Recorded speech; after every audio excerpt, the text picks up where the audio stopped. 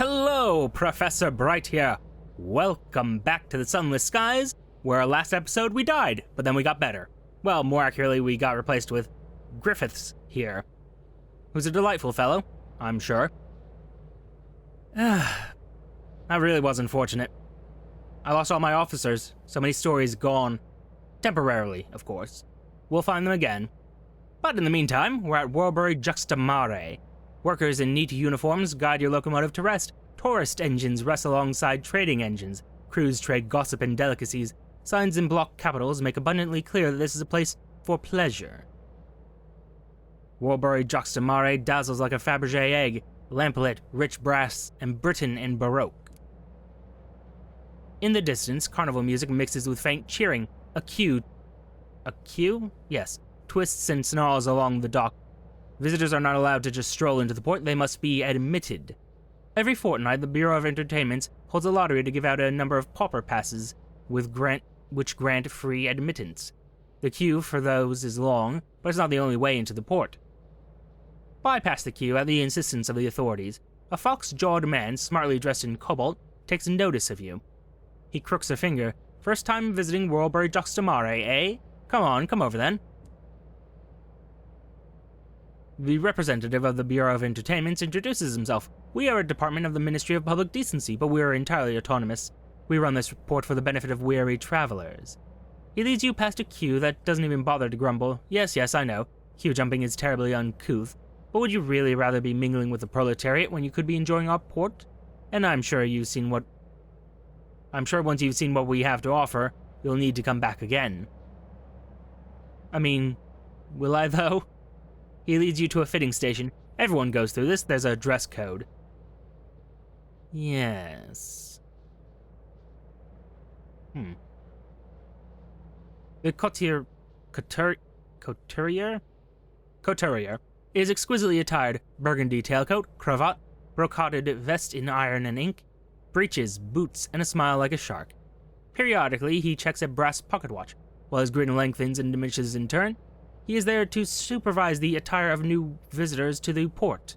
In Worelbury, everyone dresses up in heady styles of 50 years ago. The Bureau of Entertainments provides suitable attire for all visitors. What article of clothing are you going to base your choice of outfit around?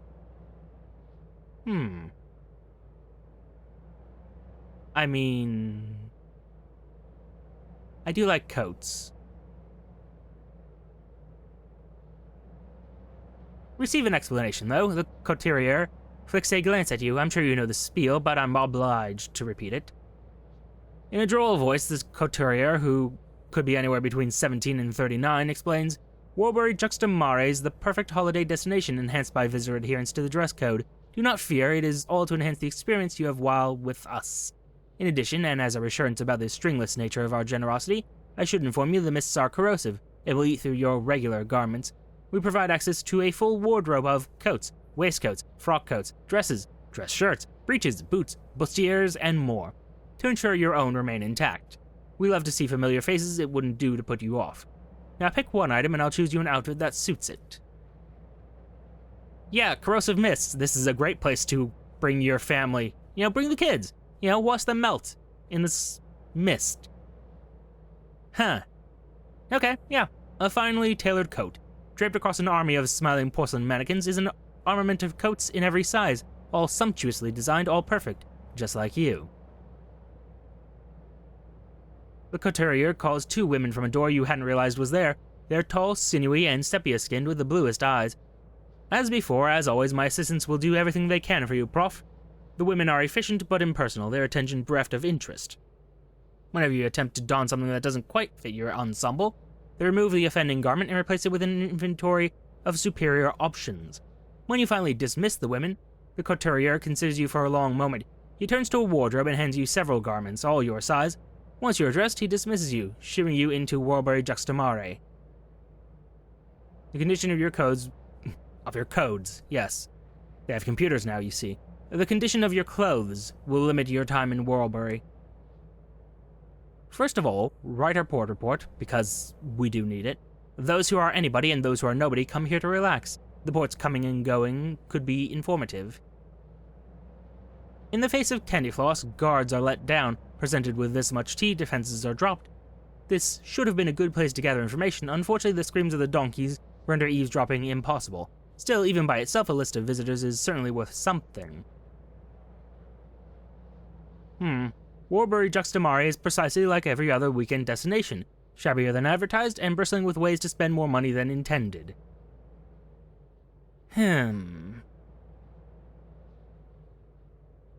Curious. Here is a path to the beach. No trip to Worelbury is complete without a jaunt along the beach. You should stroll down to the shore where the mists wait and gather in glittering coils. Wait, the mists are glittering? I have questions there. This is a beach. Of course it is a beach. What else could it be? It is a stretch of pale particulates and rolling mists. The air smells of salt and things that mummified in the sun, of cinnamon and licorice. It is pebbles and grains of blue glass, tendrils of something curious and organic, worm-like growths tufting through the sediment. This is exactly what beaches are. Yes.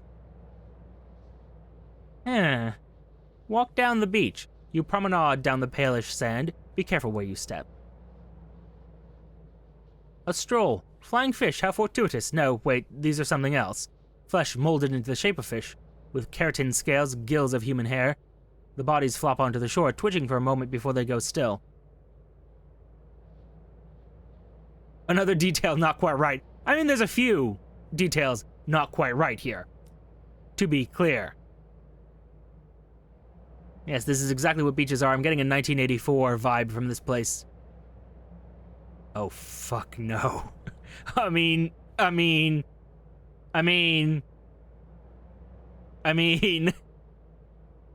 Go dipping in the sea. Ah, the most adventurous of pursuits. A dip into the midst of Worlebury-Juxta-Mare. It'll ruin your clothes, but sacrifices must be made. A precarious descent. You are lowered into the mists, a rope around your waist. If it kicks up wait, what? I'm sorry, what? If it kicks up a fuss, just kick it in the face a few times, you'll be fine. Wait, what was that she said? There are fish in the mists. At least you think they might be fish. Your eyes will not focus, your memory will not map the dimensions of their forms. Whatever the case, you're almost certain they're beautiful. But it decreased my terror, so that works. Oh. Wonder, what makes the jaunt so disconcerting? A smell billows from the undulating fog. Something familiar, something terrifying. Ah, pity. For the flash of a heartbeat, Worlebury-Juxta-Mare peels normalcy from its smiling face and you see everything. Everything that was, is, could be, and had been in 1,000 nightmare dimensions. Or maybe you'd inhaled some airborne hallucinogens. It's hard to tell sometimes. I look downright scruffy, you say. Return to the arcade. You lazily wander back through the arcade, your clothes soaked from proximity to the mists. I mean, I know there's more to Worlebury-Juxta-Mare than meets the eye, but I'm so curious. Succumb to the wiles of a rubbery lumps cellar. A waxed paper cone brimming with rubbery lumps sounds just about perfect. Its taste precisely as advertised, hot, rubbery, faintly sweet, with a dashing of mirin and brown sugar, and an aftertaste reminiscent of roasted berries like a memory of better days. You gaze on a palmful of lumps before you graze, rather, on a palmful of lumps before you put the rest away.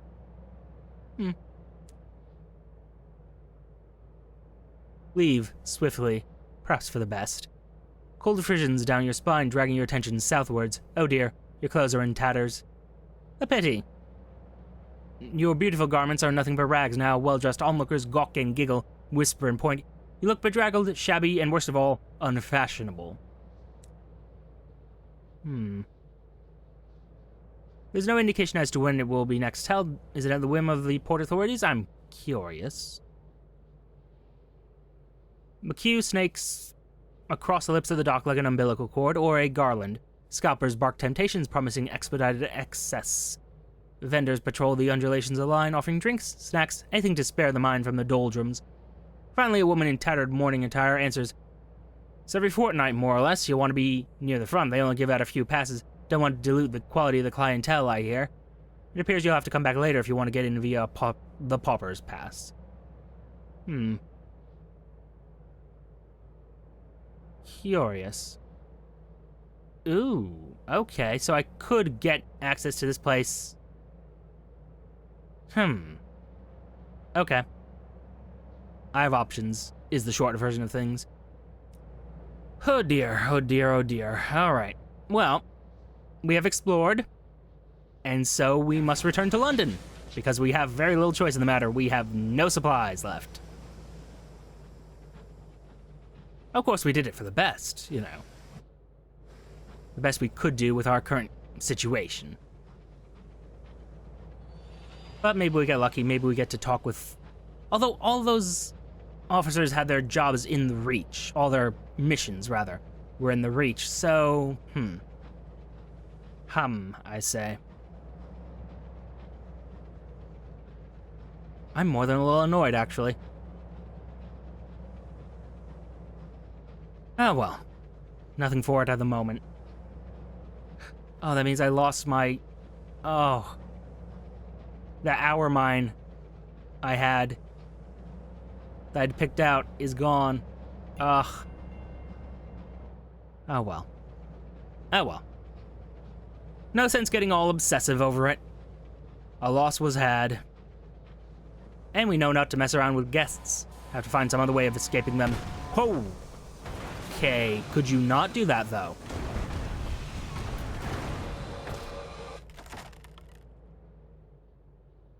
Right, that actually worked out pretty good. Through the hole, perhaps the engine was transporting something valuable when the crew succumbed to star madness. A distressingly odored barrel, no one's keen to get close. You pry the lid off, dear God, what the blazes? The navigator pokes the thing inside with a big stick until assured that it's dead. Well, some successes, I suppose. Some small successes. Ah, dearie me. Albion. What a mess.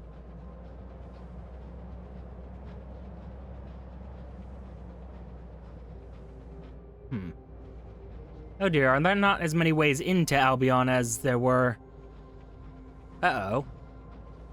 Uh-oh. I might have a bit of a problem. Kinda want to send my bat out just to see more, you know, if there are more ports in the area, but... Yeah, that seems like a bad idea with our current situation being what it is. Of course... Well, let me identify you real quick. You are just an enduring dreadnought, yes? Good. Good, good, good. Alright, alright. I don't know, part of me wants to go back to the Reach, grab my officers, and redo a few things to make some more money. And another part of me just wants to stay in Albion for a while. Since if I go to the Reach and get my officers, I'm gonna need to come back here anyway, so...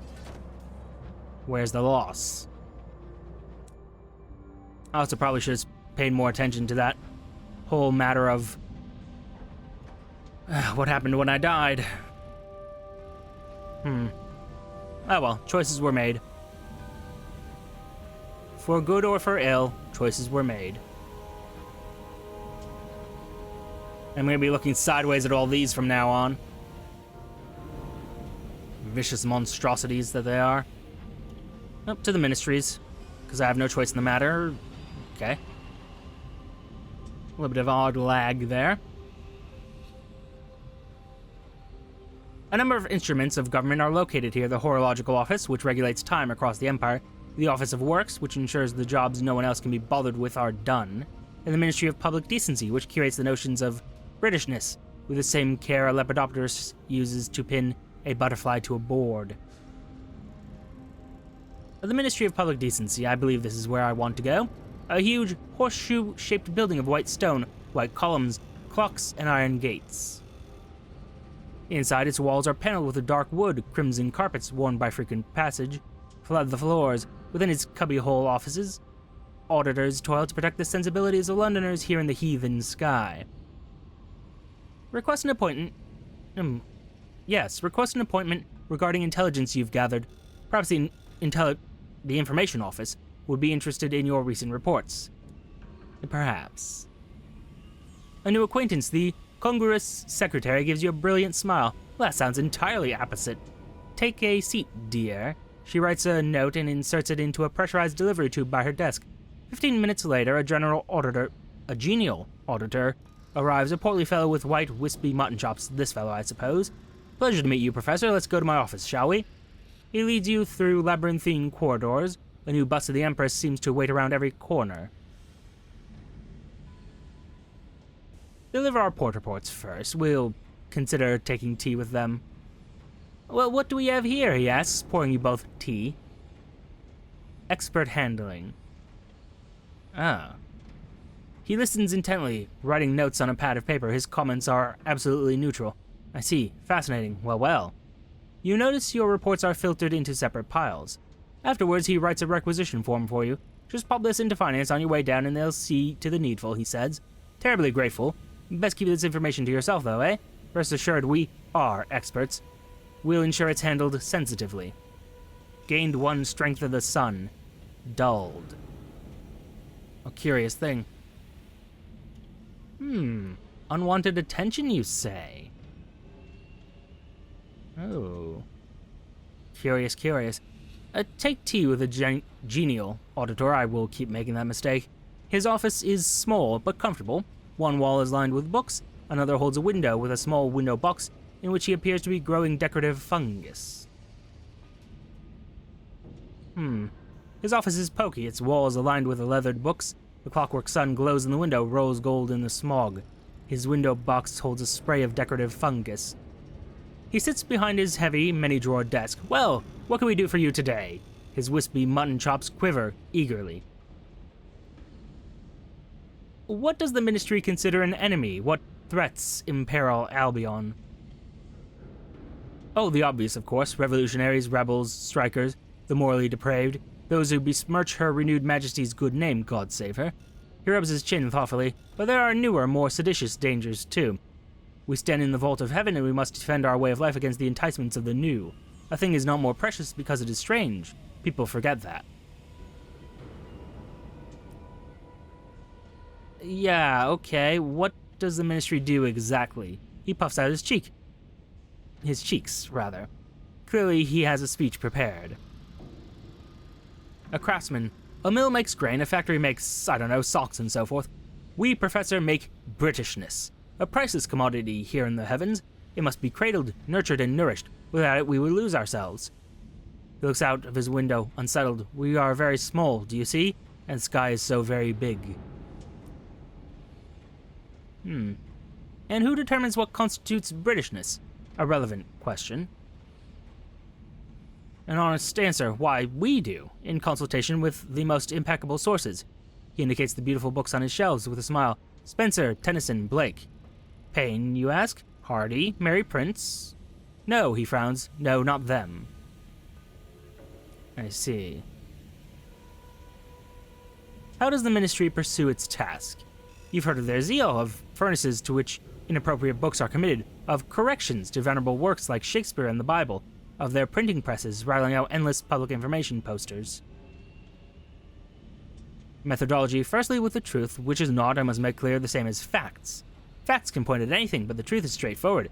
It puts us on the right path. Secondly, by respecting and preserving our traditions. They're not quaint, they are not outmoded, they are tried and tested. After all, they brought us here, didn't they?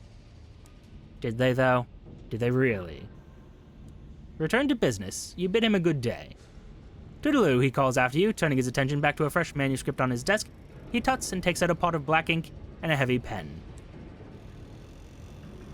Yeah, I'm not a fan of the Ministry of Public Decency, though they are profitable. This Office of Works, though. The Office of Works is a bustling bureaucratic enigma. Behind its red bricked flanks labor numberless clerks and surveyors. What mysteries lurk within its memoranda, its chits, and its receipts? What exactly are its eponymous works? No one is sure, but in a drafty loading bay, an unflappable foreman purchases supplies to complete outstanding work orders. Offer your services, he sniffs and leaves through a dog-eared ledger. What do you need? Oh, the Office of Works, God bless her, has very particular requirements. Very particular. Let's have a look. 3 barrels of unseasoned hours and a ministry-stamped permit. The permit I can't do, but... I can definitely get those barrels of ours to you.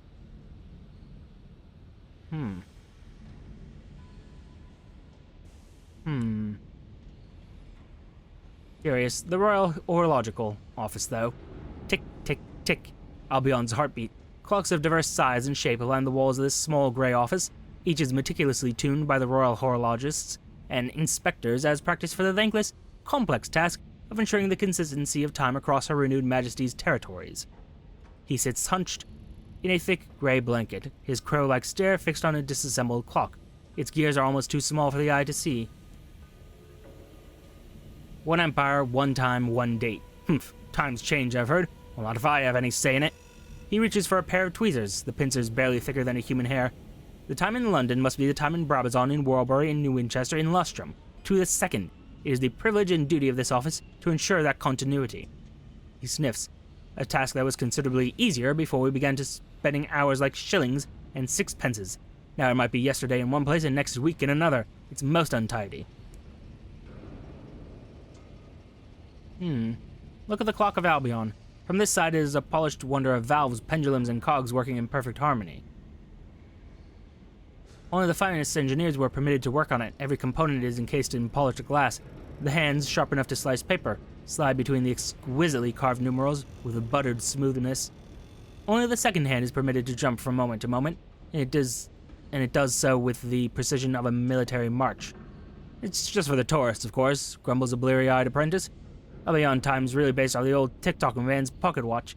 He keeps us straight, except that time on his 90th birthday when he had one too many and the whole of Albion lost 2 hours. Yeah, fair, fair. Examine the array of clocks. They all have names of ports within Albion and the Reach: Lustrum, Brabazon, Port Prosper. The current time is right now. Despite the vast distances involved in the complicating effects of local hour usage, all the clocks show the same time. Each of London's territories is expected to run on Albion's standard time, but London is a long way from them. Despite being a commandment from the Empress's own lips, it is a law more often breached than observed. As about the nature of hours, their use remains poorly understood, and I'm curious. Modest adjustments.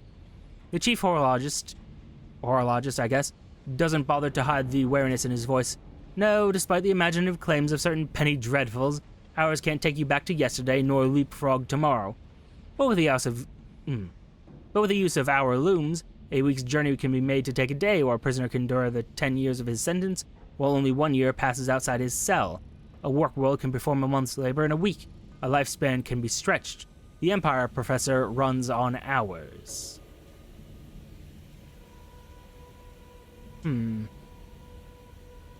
Curious that. Inquire about employment. Not just anyone can become a royal horologist, I guess. A job for serious people. The chief horologist looked surprised at your inquiry. Horologists tend to be cut from a specific cloth, a rather grayer fabric than that worn by a skyfarer. However, you have the right to take the examination if you wish. He blows the dust off a textbook and bids you sit down. No calculation devices or writing implements are permitted. The chief horologist peers over the book. If the current time in Perdurance is exactly 17:15 of the clock, and the time in Albion is 18:34, what, pray tell, is the current time in Lustrum? Why, 18:34, of course. Your answer is written down. That's your answer? Very well. We shall continue. And now a tricky one, perhaps. The chief horologist coughs. The train from the Brabazon work world arrives at 11:30 in London. The current time shown on the master Brabazon clock is, he winces, 14:30. If the train took exactly 1 hour to make the journey, it does not, of course, I merely offer this as a hypothetical for the sake of testing, what was the accurate time of its original departure from the work world? 13:30, of course. Interesting, very interesting. He pauses for a moment before writing your answer down. Because it's all based on London time, you see. You wait patiently for several minutes, but the third question doesn't seem to be coming. The chief horologist's eyes have drifted closed. A thin string of drool dribbles from his otherwise dry lips as he snores. Nudge the chief horologist. Gently, the fellow must be pushing 100. He wakes with a start. Humph? Oh yes, excuse me. He glances at your answers. Oh dear, well I see a little point in continuing with the other 248 questions. I'm afraid you simply don't have what it takes. Cannot be chastened. A pause. perhaps a little chastened. There's only one clock of Albion, all else is inaccuracy. But I thought I answered that correctly. Or am I wrong?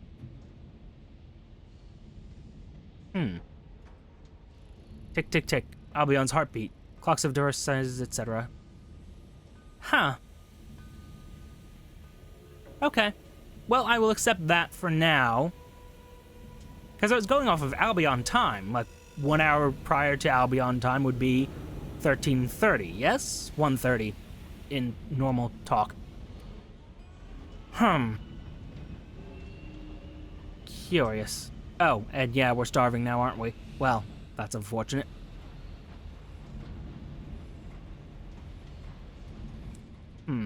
I can really only afford... Oh, dear. Well, we shall see what we can afford.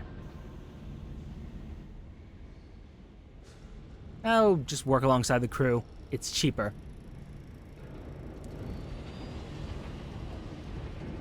An expense must be avoided for now. Docking?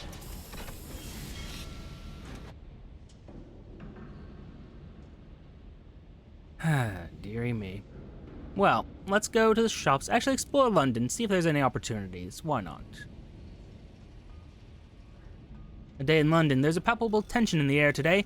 Ministry officials walk the streets, their expressions stormy. A newspaper at the station proclaims the date, the anniversary of the blockade of New Winchester. Hum. Alright. Go to the markets, buy me at least 2 barrels of supplies. Dearie, dear me. What opportunities are there? 5 panes of stained glass that I can't get to. 3 carefully packed crates of sufficiently dangerous munitions.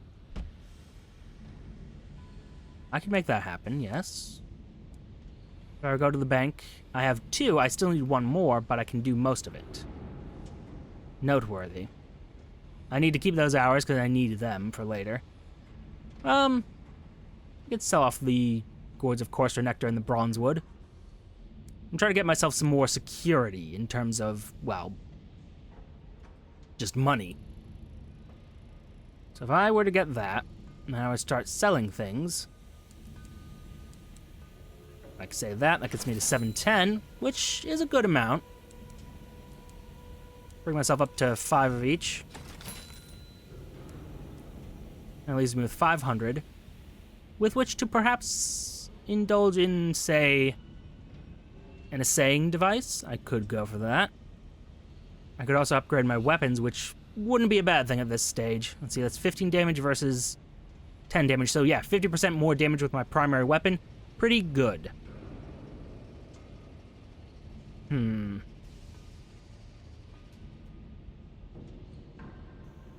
then this would require I have irons up quite a bit. Think.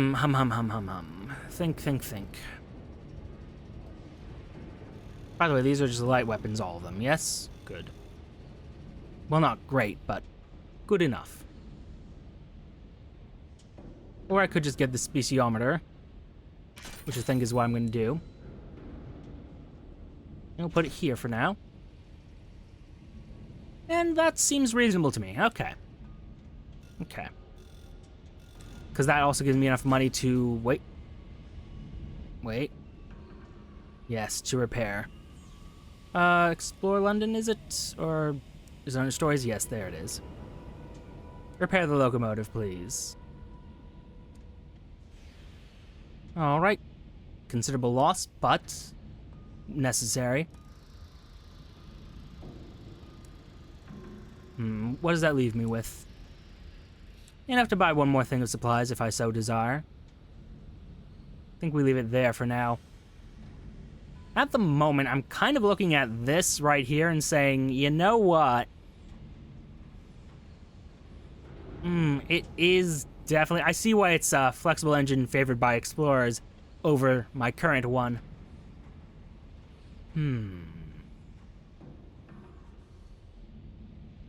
I wonder. What I really want is this Agravain class Juggernaut, but that's a little ways away. Someday, but not today. And for now, I think we take a break. Thank you all for your time. Know the like, comment, and subscribe buttons below. Use them responsibly, and I will see you all soon. Bye-bye.